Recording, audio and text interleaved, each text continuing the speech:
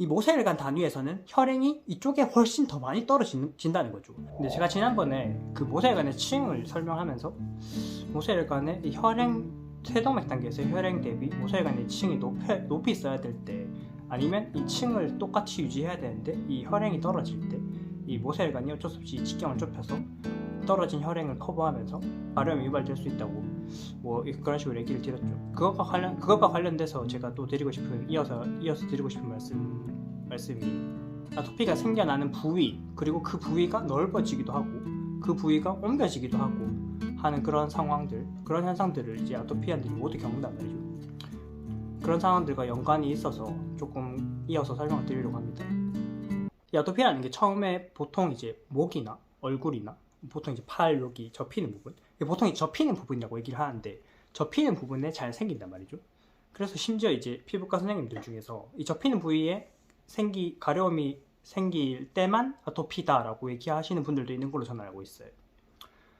아무튼 이제 보통 이 접히는 부위, 요런 부위, 또는 이제 조금 내밀한 부위, 조금 이제 말하기 부끄러운 부위라고 하자면 유두나 아니면 이제 항문이나 뭐 생식기 이런 부위에 아토피가 잘 생기고 가려움을 호소를 많이 하는데, 심지어 이 유두나 이런 생식기 같은 부위 아니면 항문 같은 부위에는 아토피가 없는 사람들도 가려움을 호소하거나 이 피부 질환이 생길 때가 많죠.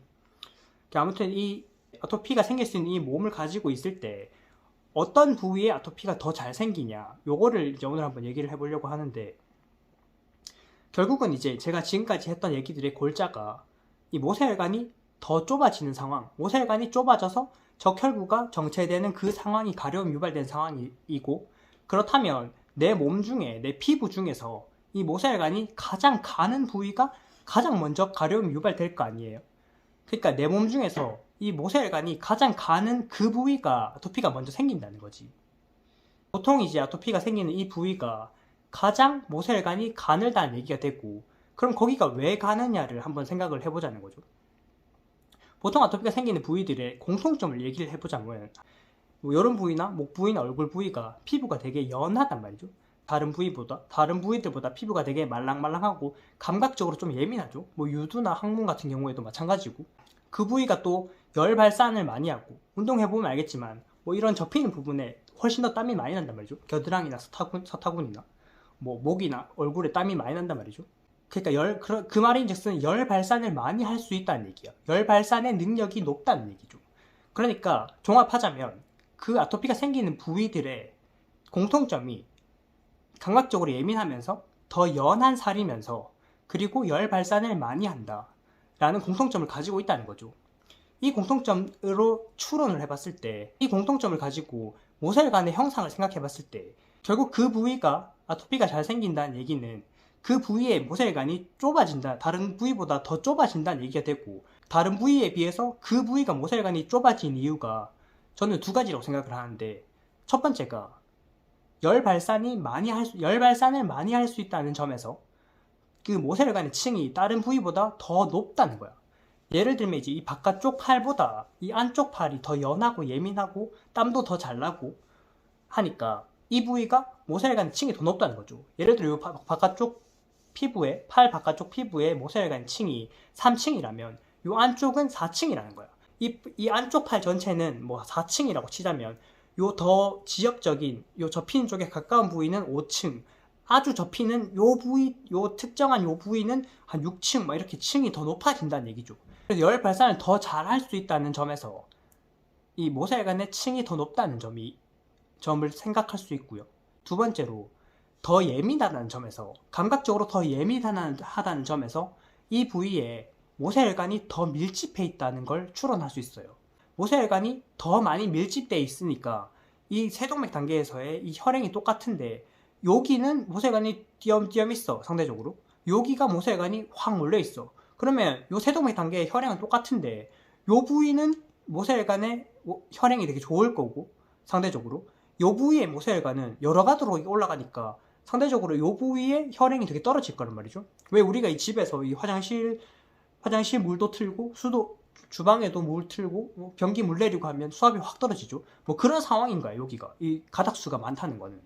그러니까 팔로 제가 예를 들자면은, 예를 들어 이제 팔 이렇게 있으면 팔 바깥쪽에는 3층인데 밀도도 낮고, 팔 안쪽은 전체적으로 4층, 요 부위에는 5층, 요 아주 좁은 부위에는 6층이라고 치자면은 밀도도 점점 더 안쪽으로 올수록 더 많아지고 층도 더 높아지는 거죠. 바깥쪽은 밀도도 떨어지고 층도 더 낮고. 그러니까 팔로 오는 혈행은, 이 세동맥 단계에서 혈행은 별로 차이가 없는데, 그 차이 없는 혈행을 모세혈관은 이렇게 다르게 쓰고 있으니까 이 모세혈관 단위에서는 혈행이 이쪽에 훨씬 더 많이 떨어진다는 거죠. 그래서 이쪽이 먼저 간지럽기 시작하고, 이쪽에 예를 들어 이게 6층이 문제가 생긴 거야. 요 부위에 6층이 가장 가는 모세혈관인 거지, 현재 내 몸에서. 그래서 요 부위에 먼저 가려움이 생기고 아토피가 생기는 거죠. 그래서 요 좁은 부위에 먼저 생겼어. 그런데 시간이 지나서 뇌하수체에서 뇌에서 이제 6층, 이 현재 혈행으로는 이 6층을 더 이상 못 쓰겠다라고 결정이 되면 이 6층이 닫힌단 말이죠. 이제 여기도 5층을 쓰게 되는 거야. 그러니까 이만큼이 5층이 쓰게 되는 거죠. 그러니까 지금 내 팔에서 이만큼의 5층이 가장 가는 모세혈관을 가지게 된 거야. 그럼 이제부터 이 가장 가는 모세혈관이 문제가 생기기 시작하겠죠. 그러니까 이 환자 입장에서는 이 가려운 부위가 요만큼이었는데 6층이 닫히면서 이만큼이 가려워지게 되는 거야. 문제 범위가 이만큼이었는데 6층이 닫히면서 이만큼 넓어지게 된다고 느끼는 거예요. 근데 이게 팔로만 지금 예를 들었지만, 팔뿐만 아니라 온몸 전체로 예를 들자면, 뭐 예를 들어서 여기 6층이 원래 가장 내 몸에서 가장 가는 모세혈관이었는데 그 다음 가는 모세혈관이 뭐 여기였어. 목에도 만약에 6층까지 있다고 치자면 목의 6층이 가장 가는, 그 다음 가는 모세혈관이었다고 치자면은 여기가 문제가 생기고 그 다음에 여기가 문제가 생기겠죠.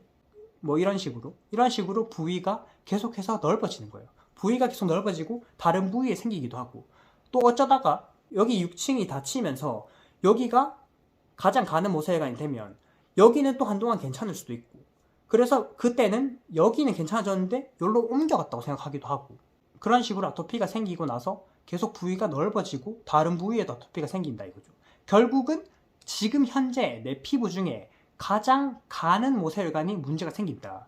가장 가는 모세혈관의 후보가 이 혈행 대비 가닥수가 많거나 모세혈관을 높게 쓰고 있는 곳, 그런 곳이 가려움이 유발되는 아토피 부위가 된다 이거죠. 또 유두나 이제 항문이나 뭐 생식기 이런 데는 이 부위에 이 모세혈관이 되게 밀도가 높은 거야. 가슴 부위로 치자면 이 가슴 부위에 이렇게 깔려있는 세동맥 단계에서의 혈행은 거의 비슷하단 말이죠. 그런데 이 유두 부분에 밀도가 되게 높으면은 다른 요 가슴 부위보다 세동맥에서 이 올라갔다 내려오는 이 모세혈관 단계에서의 혈행이 훨씬 더 떨어질 가능성이 높은 거죠. 그래서 이런 부위가 가려움을 유발할 가능성이 높아지는 거죠. 모세혈관이 높은 층이 더 좁은 범위로 있으니까 아무래도 이 피부 전체에 1층은 다 있을 거란 말이지. 1층, 2층, 3층은 다 있다고 봤을 때 뭐 4층은 뭐 배 요만큼만 있고 5층은 요 부위만 있고 6층은 뭐 요 부위만 있고 뭐 이렇게 층이 높아질수록 점점 좁아진다는 거지. 그래서 나이가 들기도 하고 면역억제제 같은 약을 쓰기도 하면서 이 혈행이 점점 떨어지니까 이 층이 점점 떨어지는 거야. 층이 점점 낮아지면서 이 부위가 점점 넓어지는 거지. 그래서 분명한 거는 아토피가 생기고 나서 심해지면서 이 부위가 넓어져. 부위가 넓어지고 여러 부위에 생기고. 내가 오늘 이렇게 그 모세혈관의 층과 더불어서 뭐 모세혈관의 집약도라고 해야 되나? 이 모세혈관의 가닥수가 많은 부위, 그런 부위에 훨씬 더 가려움이 잘 생기고 아토피가 생길 수 있는 이 몸에서 왜 하필 그 부위에 아토피가 생기냐, 그리고 그 부위가 왜 넓어지고 또 그 아토피 부위가 왜 옮겨지는지, 다른 부위에도 자꾸 생기는지, 이런 걸에 대해서 얘기를 드렸고요. 사실 얘기를 하다 보니까 조금 복잡한가 싶기도 하고 설명이 잘 됐는지 잘 모르겠어요. 혹시 이제 뭐 알아듣기 힘든 부분이 있다면 댓글로 이제 질문 남겨주셨으면 좋겠고요. 네, 오늘도 영상 봐주셔서 감사하고요. 네, 더 유익한 영상으로 또 준비해서 찾아뵙도록 하겠습니다.